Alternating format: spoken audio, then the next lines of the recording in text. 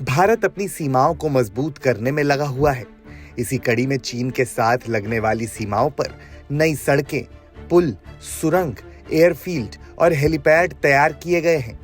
मामले की जानकारी रखने वाले बॉर्डर रोड ऑर्गेनाइजेशन के अधिकारियों ने इसकी जानकारी दी है। उनका कहना है कि इन प्रोजेक्ट्स के जरिए पूर्वी लद्दाख में चीन को माकूल जवाब दिया जाएगा। नई सड़कें, पुल, सुरंग आदि बनाने में हजारों करोड़ रुपए खर्च किए गए हैं। रिपोर्ट के मुताबिक अधिकारियों ने बताया कि फॉरवर्ड एरिया यानी सीमाओं पर सेना की तैयारी समेत अन्य चीजें वहां बनाए गए इंफ्रास्ट्रक्चर पर निर्भर करती हैं। यही वजह है कि भारत यह सुनिश्चित करने के लिए हर संभव प्रयास कर रहा है कि उसकी सेना हमेशा लाभ वाली स्थिति में रहे। एक अधिकारी ने बताया कि वर्तमान में चीन सीमा पर इंफ्रास्ट्रक्चर के मामले में भारत से काफी आगे खड़ा है, लेकिन हमारा देश तेजी से इस गैप को कम करने में जुटा हुआ है।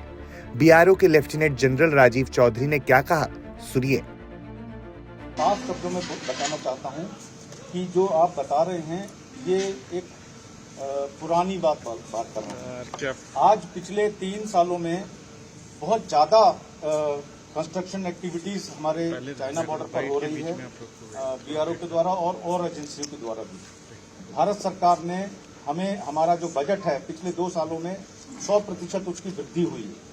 और आपको मैं कुछ आंकड़े बताना चाहता हूं कि पिछले 3 सालों में 295 हमारे सड़कें, ब्रिजेस, टनल्स और एयरफील्ड्स हमने बनाए, जिसको हमारे माननीय रक्षा मंत्री महोदय ने अलग अलग जगह पर जाकर उनका उद्घाटन किया और राष्ट्र को समर्पण किया।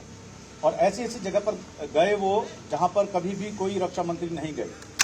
मैं कुछ एग्जाम्पल देता हूं कि लद्दाख में वो किंगडम में गए, जो बहुत आगे का फॉरवर्ड लोकेशन है।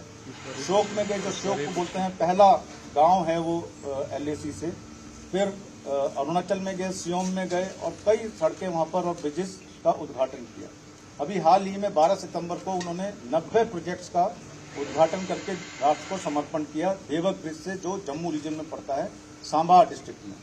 तो इस तरीके से बीआरओ ने तकरीबन 8,000 करोड़ के ये 300 प्रोजेक्ट बनाए और देश को समर्पित किए। 4 महीनों में जो दिसंबर आने वाला है उसमें 60 प्रोजेक्ट और हमारे बनकर तैयार हो जाएंगे। तो हमारा काम का जो गति है वो बहुत तेज हुई है। उसी के अंदर हमने नई नई तकनीकी चीजें शामिल की हैं, जैसे जिसको बोलते हैं हम स्टील स्लैग का उपयोग कर रहे हैं, हम प्लास्टिक का उपयोग कर रहे हैं सड़क बनाने में। ये 2 चीजें ऐसी हैं जो वेस्ट है हमारे लिए। इंडिया या भारत जो है संसार में दूसरे नंबर पे है स्टील प्रोडक्शन में। 143 मिलियन टन हम एक साल में बनाते हैं, उसमें से 15 से 16% जो है स्टील स्लैग बाइट प्रोडक्ट होता है, जो वेस्ट होता है। तो जो हमारे माननीय प्रधानमंत्री महोदय का एक ध्येय है कि वेस्ट टू वेल्थ, उसमें हम बहुत बढ़ चढ़कर हिस्सा ले रहे हैं, जिसमें प्लास्टिक जो हमारा वेस्ट है, एनवायरमेंटल हैजर्ड है, उसको भी अपने सड़क कंस्ट्रक्शन में उसका इस्तेमाल कर रहे हैं और स्टील स्लैग का भी। उसके साथ में कट एंड फिट टेक्नोलॉजी, इसमें जैसे आपने देखा यहाँ पर जो हमारा लास्ट ब्लॉक है उसमें प्रीकास्ट मेंबर्स को इस्तेमाल किया गया है। तो हम रोड के जितने भी कंपोनेंट्स हैं, starting from drainage to breast wall to retaining wall to the even road pavements, उसको हम अपने पीछे फैक्ट्री में प्रीकास्ट करते हैं, उसको ले जाकर जोड़ते हैं और प्रीस्ट्रेस केबल से उसको सुदृढ़ करते हैं। वहीं रक्षा मंत्री राजनाथ सिंह मंगलवार को चीन के साथ लगने वाली भारतीय सीमाओं के पास कई सारे प्रोजेक्ट्स का उद्घाटन करेंगे।